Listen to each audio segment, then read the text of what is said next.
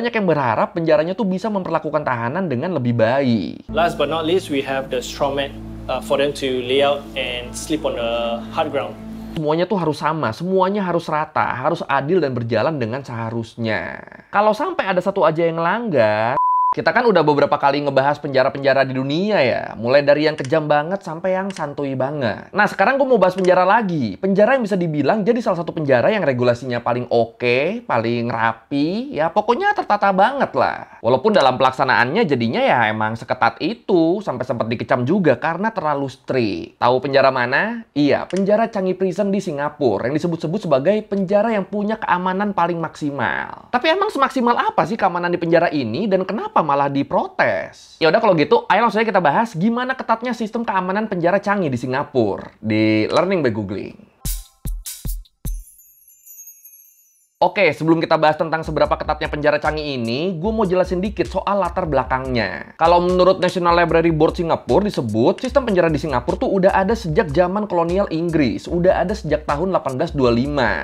Yang waktu itu ada di wilayah Bras Basah. Waktu itu penjara Bras Basah tuh digunain sama Inggris buat menjarain napi-napi yang berasal dari wilayah koloni Inggris lainnya, termasuk dari India. Tapi seiring waktu, karena penjara Bras Basah ini makin over capacity, napinya makin nggak ketampung, akhirnya dibikin lagi penjara baru di Perth Hill di tahun 1882.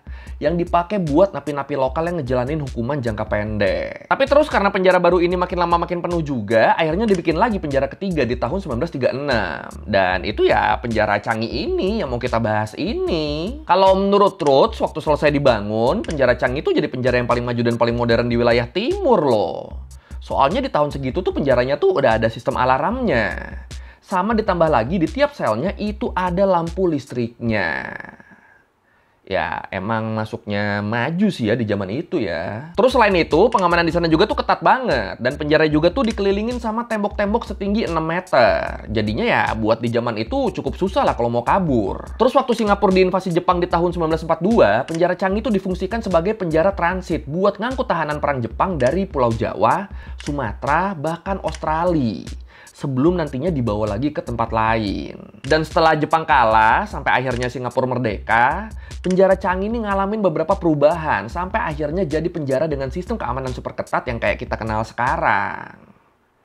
Cukup panjang juga ya sejarah penjaranya ya.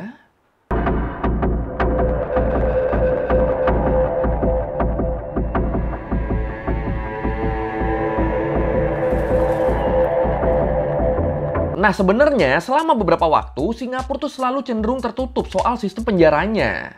Nggak pernah bener-bener diekspos atau dipublikasikan secara terbuka gitu. Ya soalnya kan penjagaannya kan emang ketat banget kan. Makanya nggak gampang tuh buat ditembus sama media. Walaupun banyak media yang tertarik buat ngeliput. Kenapa pada tertarik? Ya soalnya kan hukum di Singapura tuh terkenal tegas kan. Dan masih aktif ngelakuin eksekusi mati ke para tahanan juga. Terutama ke pengedar narkotika. Ya kalau menurut CNN, Singapura tuh emang sungguh-sungguh banget dalam memberantas narkotika. Nih di sana tuh pengonsumsi obat-obatan terlarang jenis apapun itu bakal dihukum penjara dan dicambuk.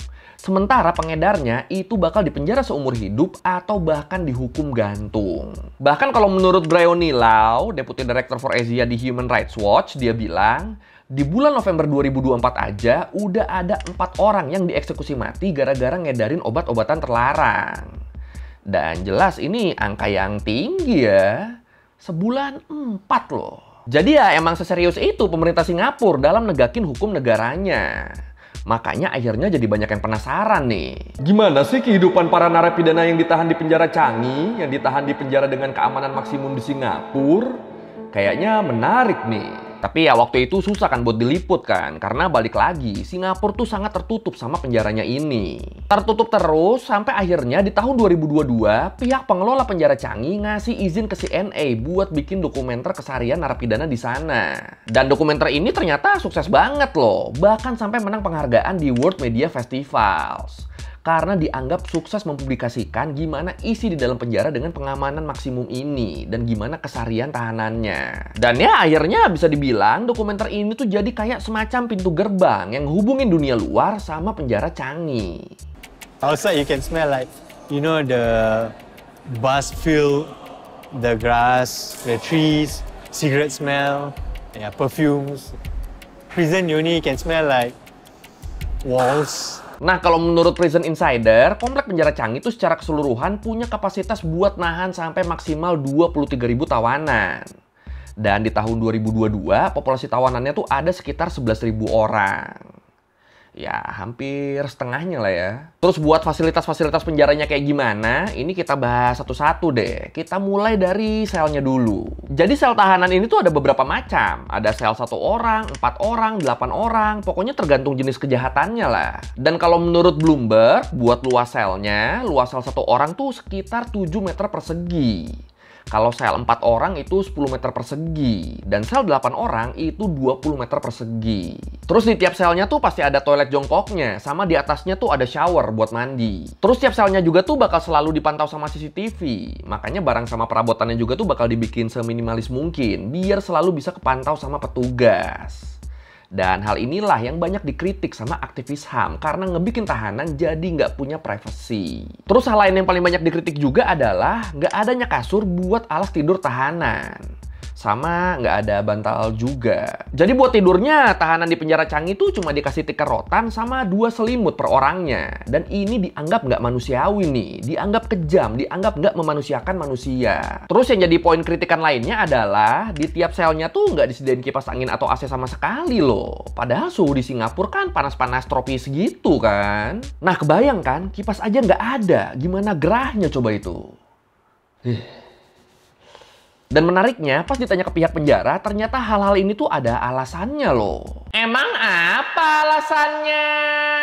Kalau menurut Ministry of Home Affairs Singapura, alasan kenapa para tahanan nggak dikasih kasur tuh ya karena emang itu opsi terbaiknya. Menurut mereka, karena suhunya panas justru nggak ideal kalau semua napinya dikasih kasur. Soalnya pertama, karena kasur nyerap panas dari suhu tubuh kita, jadinya kalau suhunya panas ya badan kita bakal ikutan panas dan jadinya ngeluarin keringat kan. Nah kalau udah gini kan kasurnya malah bakal makin panas dan cepet kotor dong. Nah kalau udah gitu kan spraynya jadi makin harus rutin dicuci kan. Yang pastinya ini bakal ngebikin pengeluaran penjaranya jadi nambah lagi buat beli deterjen atau bayar laundrynya. Terus alasan yang kedua kenapa nggak dikasih kasur, biar tahanan nggak bisa nyembunyiin sesuatu. Ya kebayang kan kalau di sel mereka ada kasurnya kan, itu bisa malah dipakai buat nyimpen barang-barang selundupan ntar. Jadi buat ngehindarin hal-hal kayak gitu, ya udah kasih karpet rotan sama 2 selimut aja udah. 1 selimut bisa dipakai buat bantal, 1 lagi bisa dipakai buat nutupin badan kalau suhunya lagi dingin. Terus kalau soal nggak ada kipas, masih menurut Ministry of Home Affairs disebut itu tuh buat ngehindarin hal-hal yang nggak diinginkan.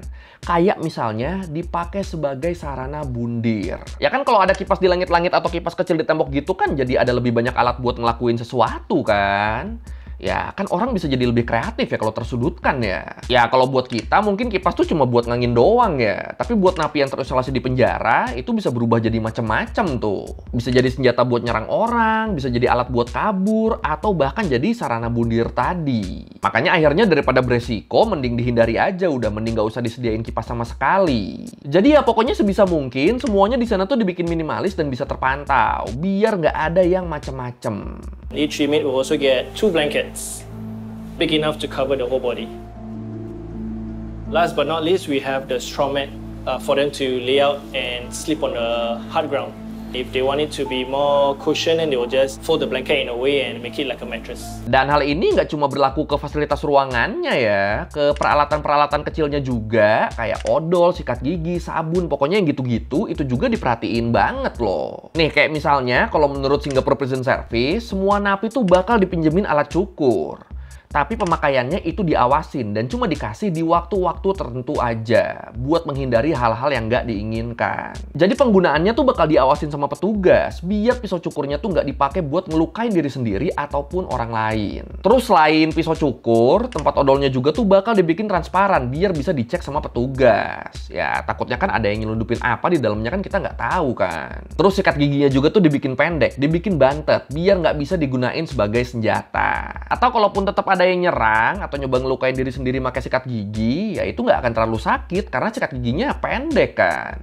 Jadi tenaga yang didistribusikan juga tuh nggak akan terlalu kuat, nggak akan ngebikin luka yang parah. Dan ternyata upaya ngejauhin tahanan dari alat-alat yang memungkinkan jadi senjata atau sarana bundir ini tuh nggak bawa hasil yang oke loh. Kalau menurut Kasiviswana Shanmugam, Menteri Dalam Negeri dan Hukum Singapura, dia bilang, di antara tahun 2017 sampai 2021, cuma ada 1 kasus bundir di penjara Singapura. Padahal kalau mau dibandingin sama negara lain di periode yang sama, di Hong Kong tuh ada 10 kasus. Di Norwegia yang penjaranya santuy banget, itu ada 12 kasus. Di Denmark juga sama tuh, padahal penjaranya santuy banget, tapi di sana bahkan ada 22 kasus. Terus di penjara Singapura, tingkat penyerangan ke sipir atau ke sesama napi itu juga rendah banget loh. Cuma 47 dari 10.000 tahanan di tahun 2019. Padahal kalau di Hong Kong itu ada 520 kasus penyerangan, di Australia ada 214, dan di Korsel ada 105. Jadi ya suka nggak suka, mau nggak mau harus diakui emang efektif nih peraturan di penjara Changi yang terasa strict ini. Before the breakfast, the shaver will be issued and they will shave inside the cell.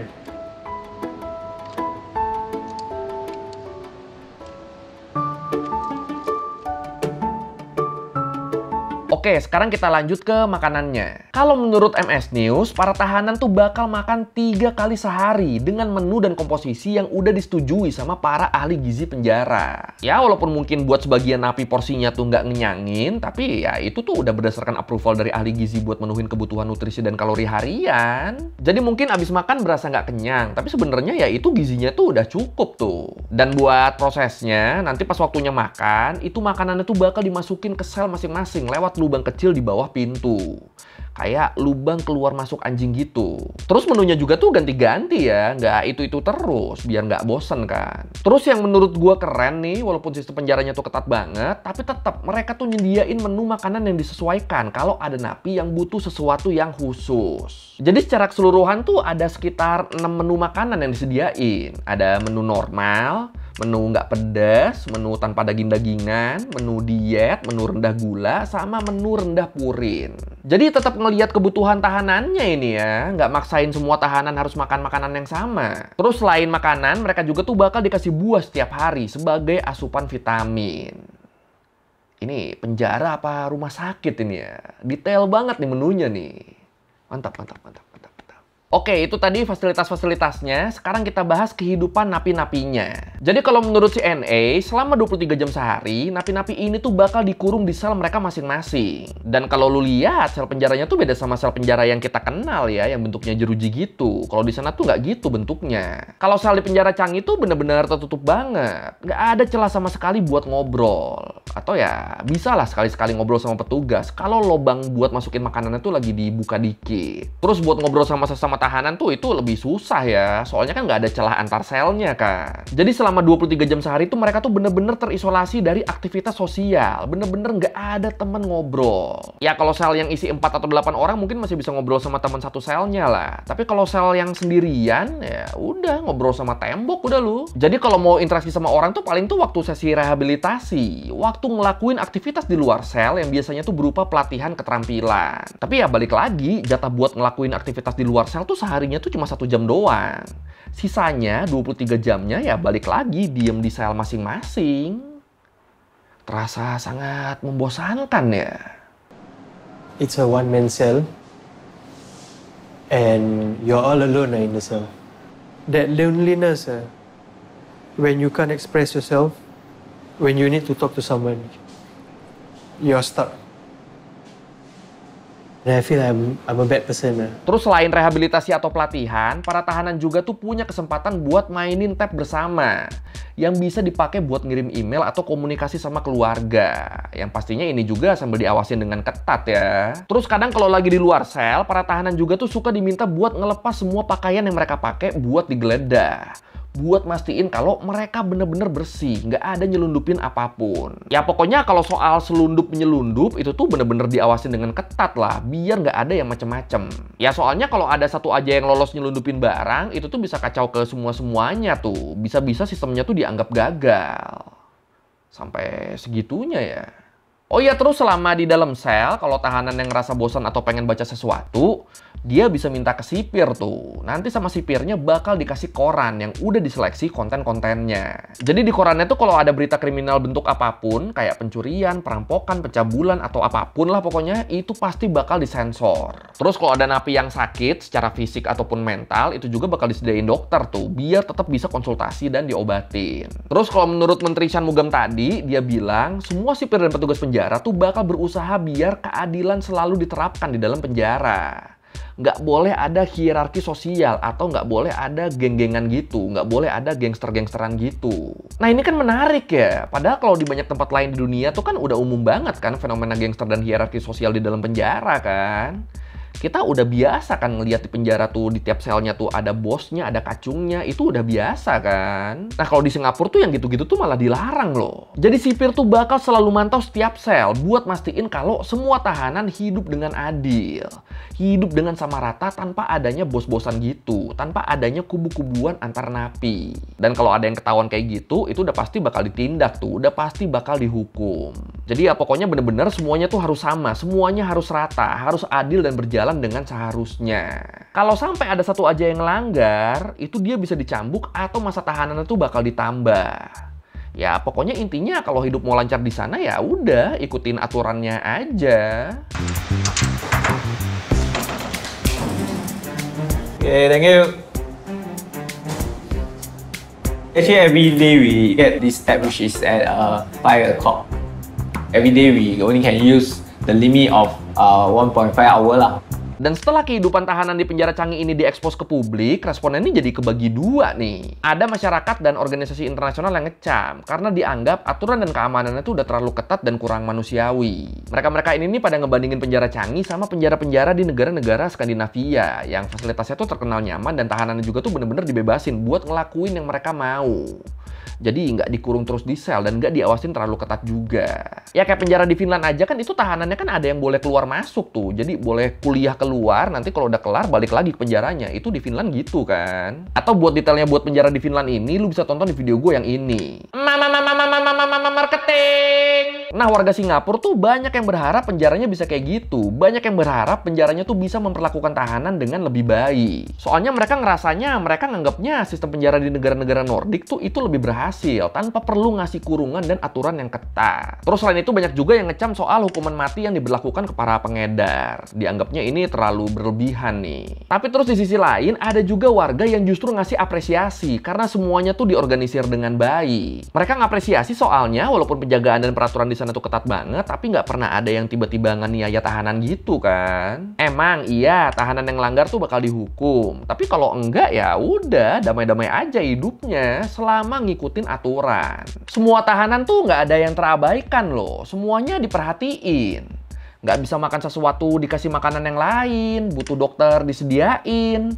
Cuma ya emang itu pengawasannya emang ketat banget aja buat menghindari hal-hal yang nggak diinginkan.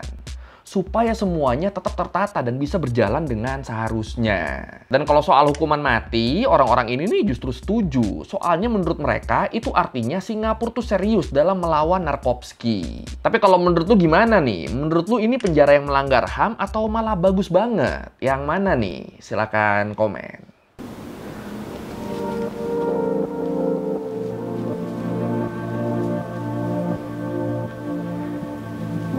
Oke, sekian Lereng kali ini tentang penjara Changi di Singapura yang sempat susah banget ke eksposnya. Ternyata kehidupannya ya begitu ya.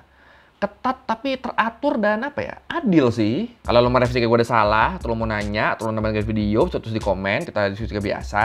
Sekali lagi, thank you nonton, jangan lupa like, comment, subscribe. Bye.